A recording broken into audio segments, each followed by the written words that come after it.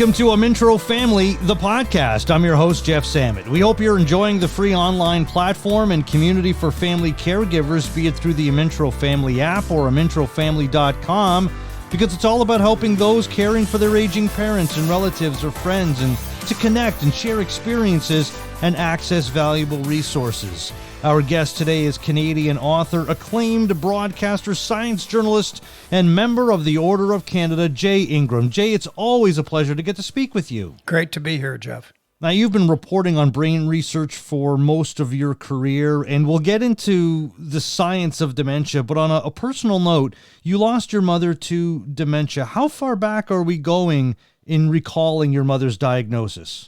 Yeah, so that was, so she lived to 94 and she died in 2005. So that gives you a bit of a perspective. And I would say that her symptoms began to be clear probably 5-6 years before she died. And, you know, they were, like every case, subtle at first, but then more and more striking, so that, you know, if she were on, I remember a time, they lived in British Columbia at the time, but they were visiting me in Ontario, and she actually wasn't aware of where she was. And so, you know, that was pretty striking, and that wasn't an odd, you know, once in a blue moon kind of occurrence. It was starting to be more frequent. So, you know, unfortunately, because my parents lived in BC and I lived in Ontario, I wasn't really on hand for much of the time as her cognitive abilities declined. And in the end, you know, she was in what was then called a nursing home, a long-term care, and was, you know, just really not flourishing at all. And, you know, what sort of brings me to talk to you today was observing my dad, who was actually, you know, by the time she died, he was 96. And he was really the only person who would come and visit her. And, you know, he didn't obviously demonstrate that it was a terrible weight on him, but I'll give you one quick anecdote. So I was there once in the room, my mother in bed, him and me, and he's chatting with her and putting on her hearing aids and so on. And he said something, and I mean, honest to God, I think I would describe it as her mouth sort of twitching. And he interpreted that as a smile, and in turn interpreted the visit as having been a positive one, because it was that one, like it was a second of time, that convinced him that he was getting through, that she was enjoying the moment. And that was, I'm sure, more significant for him than it was for her. And it just made me realize, and I've learned a lot more about it since, that the impact on caregivers is huge. And I think until relatively recently been unacknowledged, but I learned it then for sure. Well, did you agree with his interpretation, or did you just go along with it either way to please him? Well, exactly. I would never question it to him. I questioned it to myself. I said, you know, realistically, I wouldn't have interpreted that as a smile. But, you know, I have the same attitude toward visiting people living with dementia, which is, if they're happier after your visit than they were before you visited, then it's good. And, you know, even if you're forced into what some people consider awkward situations, like they confabulate, they, you know, create fantasies. And I know my kids with their grandmother at first would correct her. And then, you know, I really believe that you interact with the person on their terms, not your terms, and on their time frame and not your time frame. And if they're happier, so much the better. It also applies to caregivers. My dad was happier that day than he had been coming in, And so I would never, ever question his interpretation. Well, Jay, let me ask you about your mother. Was she aware that she was suffering from dementia? Because my dad was unaware, but I've heard from others who had family members that have had dementia that they would be aware of it sometimes, and they'd say, "Oh, what happened?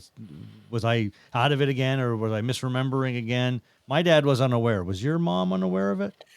I would have had to spend a lot more time toward the beginning, I think, because toward the end, her awareness was kind of minimal of all things. And at the beginning, so I wasn't around that much at the beginning.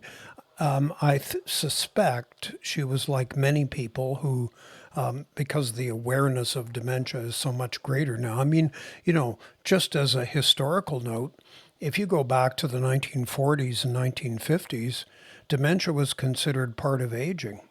Like it was not unusual, and people had these sort of cover up phrases like, "Oh, Aunt Aunt Mabel's just gone dotty," and they just would excuse it, right? And it was only really in about the 1970s that medical people started to say, "No, no, no, no, this isn't normal aging. This is a disease." And that really turned the corner for looking into Alzheimer's specifically, but then other dementias. So, to your question, I'm not super well informed on this, but I understand, but don't quote me on this, that different dementias may allow for differing degrees of awareness that something is happening. And I think everybody at the beginning starts to question. And, I mean, I struggle sometimes to find a word that I know is it there and I can't think of it. But that's actually not uncommon.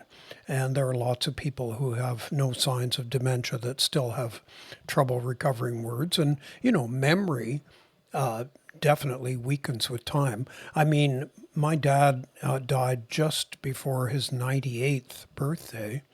He did not have dementia.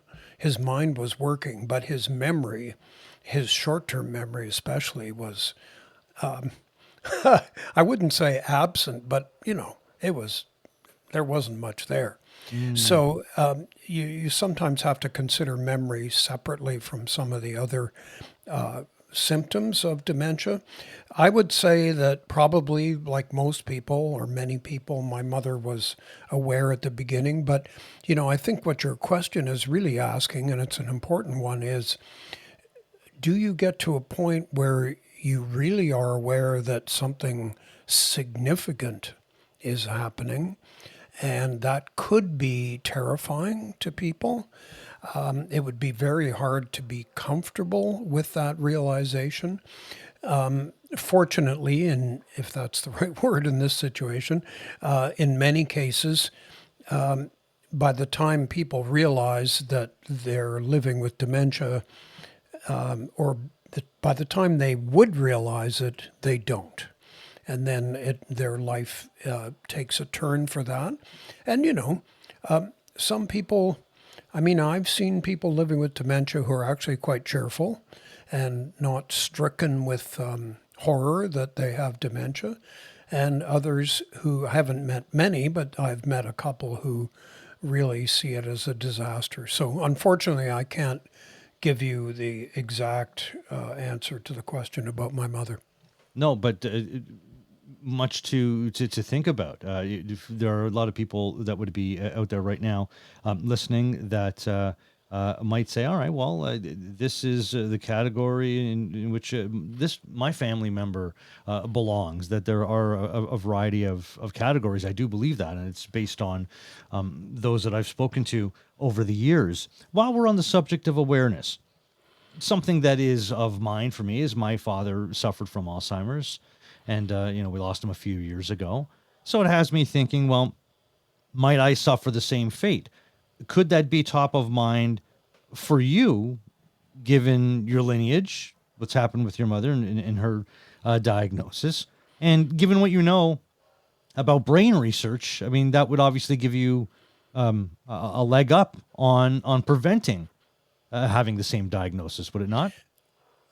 Yes. And I used to be, I'm doing a podcast right now called Defy Dementia, and it's all about examining your lifestyle habits and seeing if some of them can be tweaked in a way that might lower your risk. Now, when I say that, you take something like exercise, keep exercising, keep fit. That might lower your risk 1% or something like that. But if your risk, let's set aside genetics for a sec, if your risk is like 5% or even 8%, well, lowering it from 8 to 7 is not a bad thing to do. Do I worry about having inherited a gene that predisposes me that I might have got from my mother? I used to, but I now am pretty comfortable with the fact that if I look at my entire range of lifestyle habits and try and change, if they're amenable to change, the ones that would raise my risk, I think I can actually cover the increased risk that I might have genetically. And the risk in terms of, say, Alzheimer's is that some Alzheimer's cases, like early onset, can be actually dictated by a single gene. And if you get that gene, with the exception of very, very rare cases, you will get Alzheimer's, and you'll get it more or less in your 60s rather than your 80s or 90s. But my mother didn't have that, so I'm free of that. So now you move from genes that dictate it to genes that just raise your risk somewhat. If you get two copies, I would have to have gotten one from my dad, obviously one from my mother. Then my risk could be raised substantially, like 10% or more.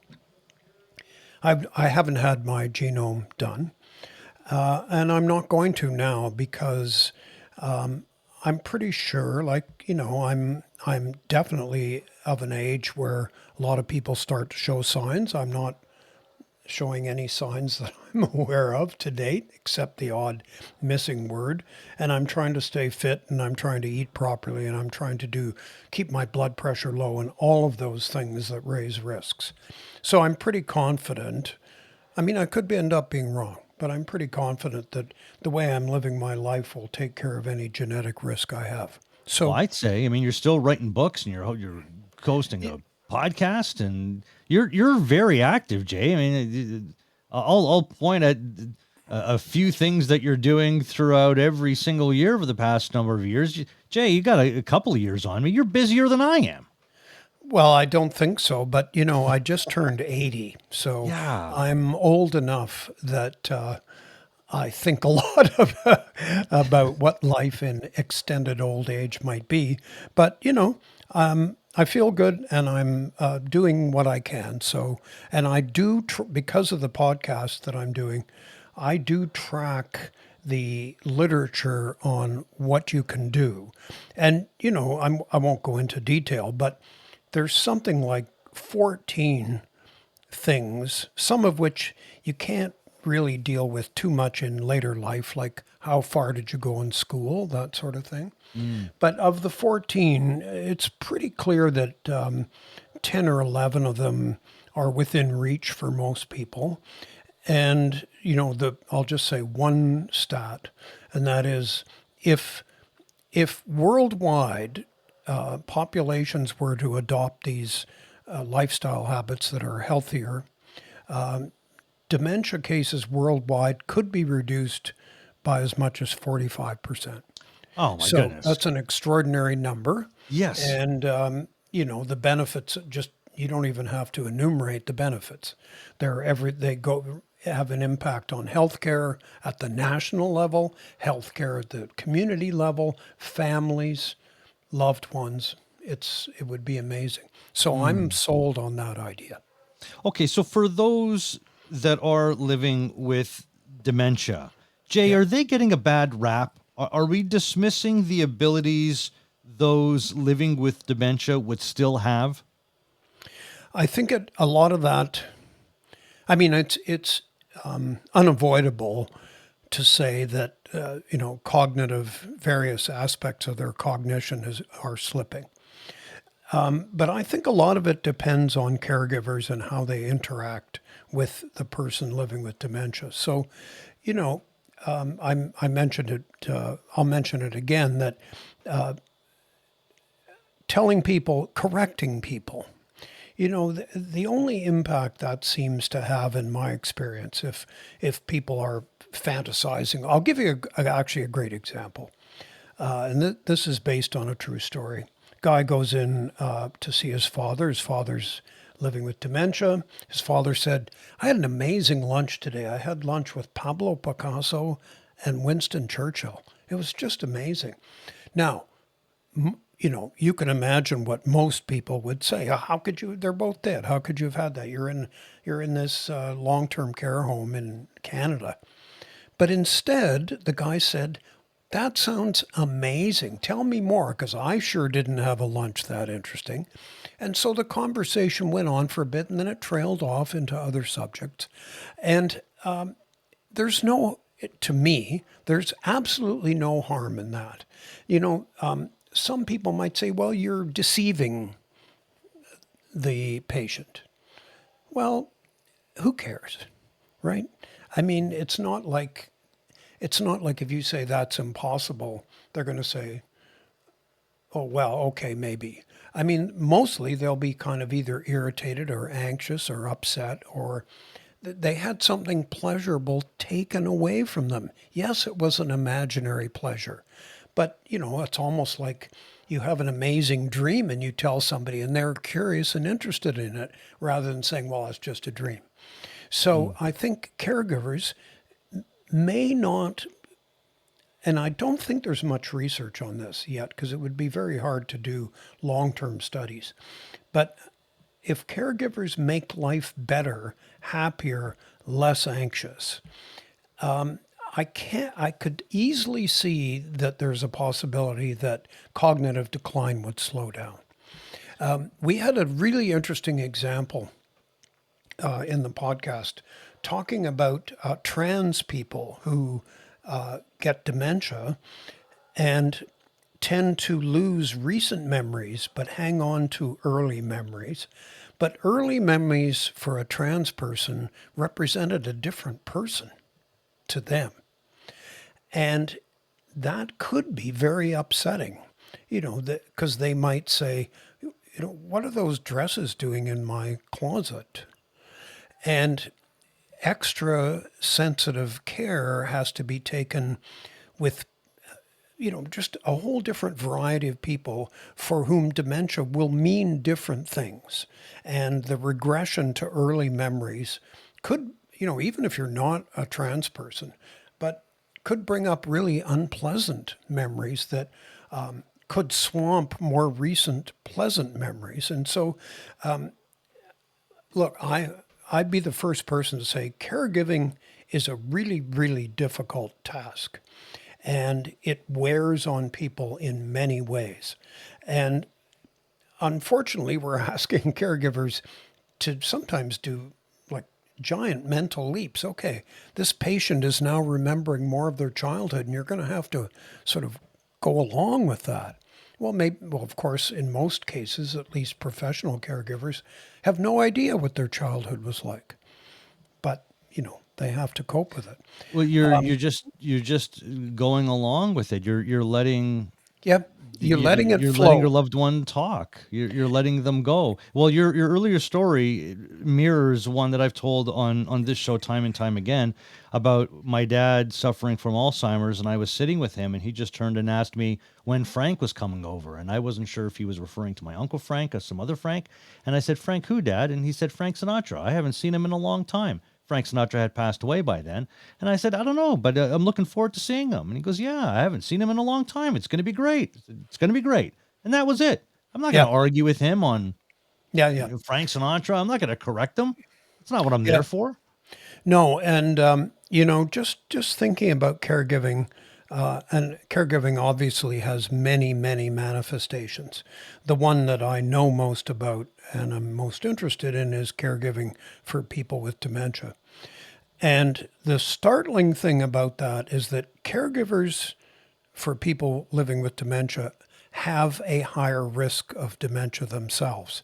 And it has nothing to do with it's communicable or anything like that, but it's because caregiving is intense and it's almost inevitable that you start to abandon things that are helping maintain your brain health. So, fitness.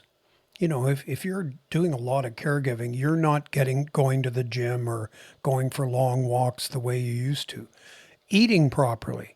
Who has time to actually prepare vegetable rich meals or spend a lot of time at the supermarket or anything like that? Social life. Well, I'm spending so much time with the person I'm caring for. I don't get to go out with the guys or don't go to bridge club or book club or anything like that. I just don't have the time. Those three things, fitness, diet, social life, are among the most significant ways that you can maintain the health of your brain. And caregiving, and I'm not in any way, deploring caregiving. We have to do it. It's super important, but it does interfere, and that's why caregivers are some multiple, like 4 times as likely to get dementia as if they weren't caregiving. Well, I think, Jay, that only puts an exclamation point on the idea of building your caregiving team if you are a primary caregiver. I know you might not have the luxury of a lot of people around you that can help. Some really do have to fly solo for the most part, but there are support systems out there, communities. We're providing one here that you can access to build your team. Because I think the worse the person that has been diagnosed with dementia is getting, the worse their condition is getting, the bigger your team has to be. So I think you just have to rely on more people, because you do have to give yourself a break. If you're a caregiver, you do have to find ways to get some exercise and to eat a good meal and to socialize with others. Yeah, and that's can be said in a single sentence. If you're a caregiver, take care of yourself, not just the person you're taking care of. And your comment about a team is really an important one, because it can operate on two different levels. One, on the personal level, so it's a family situation, and maybe you have other members of the family that can support. But if there's professional caregiving involved, like the person with dementia is in a long-term care home, it's actually really important to involve the team at the LTC, the long-term care home, because somebody comes in, they don't really know their history. And yet it's kind of obvious to you and me and everybody listening that if they knew something of that person's history, it would be easier for them to provide good care, good supportive care, not only for the person they're caring for, but for themselves. Because you know what it would be like. I mean, if you're caring for something, you don't really know anything about it. Your conversation is a kind of superficial. You're grasping for topics that the person might latch onto. But if you know, for instance, that they used to play a lot of baseball and they love baseball, that's like an open door. Let's talk about the Blue Jays this year. What did they do? Even if they don't know what the Blue Jays did, you tell them, and you can create, providing you know what the Blue Jays did, you can create great stories and entertain the person. So even the little bits of history, but involving the professional care people as well as the personal, are really important. Yeah, introduce the person to those that are working there, because they are obviously more than a patient. Your latest book, Jay, is called The Science of Pets. And I'll tell you, a year ago, Jay, I was caring for my aging dog literally around the clock. I was not just her pet parent, but her around the clock caregiver. Like she needed to go out every couple of hours. I took her out every couple of hours around the clock. I think in retrospect, she was suffering from some form of dementia because she had a lot of anxiety, and it broke my heart. And I just couldn't let her out of my sight. It's just, I felt it was my responsibility to make sure I was there for her every time her eyes opened and she looked around. She needed to see my face, and I want to be there for her. She passed away back in April, and her loss on top of the care that she needed from me, it just wiped me out, Jay. I'll be honest. And I couldn't ask what my dog needed in any particular moment, obviously. And I had to guess based on how well I knew her. And your book discusses the scientific research on pets. Where are we as far as insight into what our pets are thinking? That's a tough question. I Yeah. wouldn't say we're very far. Every pet owner has as much knowledge about what's going on in their pet's brain as any amount of scientific examination would provide. I do think that quite often we're inferring much more than is actually there, and we're also missing a lot that is there. But if I can, because that's kind of the answer, right? I mean, you knew your dog well, and you knew when your dog wasn't well, and it wasn't just physical activities; it was her mentality. So you did understand that, and you did really a remarkable thing to stick with her and try and help her as much as you could. As far as pets and dementia, there's an growing and interesting interest in this, and that is that at least in the early stages of cognitive loss, a pet can be extremely comforting to people. You mentioned your dog started to become anxious. That also happens with people living with dementia or may. And pets are incredibly comforting, but there does come a point where caring for a pet is just too much for somebody with cognitive loss. Especially a dog, you have to get it outside, yada, yada, and even a cat needs maintenance. So there's growing interest in robot pets for people with dementia. And in particular, there's one robot pet called Paro, Paro, who's actually not a robot dog or cat, but a seal.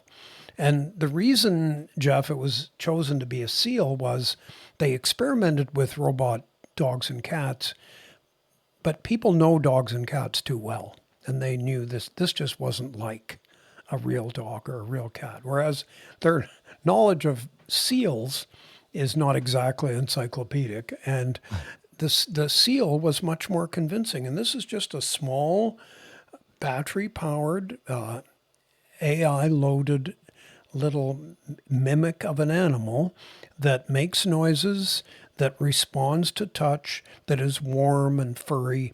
And there's been lots of experimentation and scientific publications about the impact of Paro, and I'm sure there will be many others, on people living with dementia. So I'm actually all in favor of that stuff. I think that it just makes sense. Going back to my really simplistic idea that you want the patient to be happier when you leave than they were when you came. There are ethical arguments that have been put forward, like, well, it's not a real pet, so you're therefore either deceiving the person by claiming it's a pet, because I think technically you don't describe it at all. You just hand it to the person and they can play with it, right? Mm-hmm. So you're deceiving them. And so you're participating in that deceit. Or you're kind of encouraging them to be deluded into thinking it's a real pet. And, I think that these arguments are maybe behind them. I think there's an idea that you don't want to remove real human care and replace it with a robot.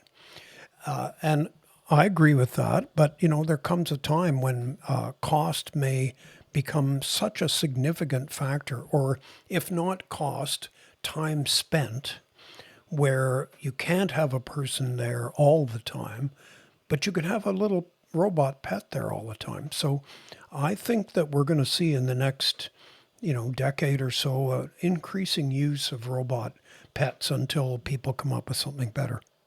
Might not be fair to the animal either if you're putting the animal in the care of someone who clearly Right. can't care for him. So That's or right. so. And that's right. So, real pets are obviously preferable, especially if the person knows them. But then you're right. You've got to be paying a lot of attention to be able to draw the line and say, there's this animal's, and the animal's aging too. So, it's going to need more care as it gets older. So there will come a time when it's not a good mix.